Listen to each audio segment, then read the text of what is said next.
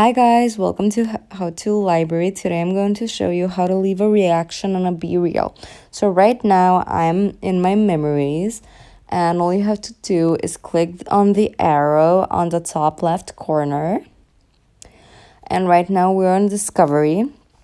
And now let's search for something interesting that you like to leave a reaction on, something funny, something interesting, etc., etc.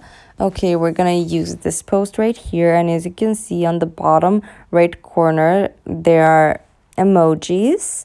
As you can see, they came out right now, and all you have to do is click on one.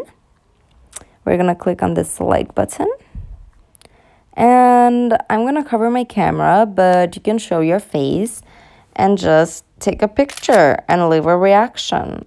Continue. And that's how you do it.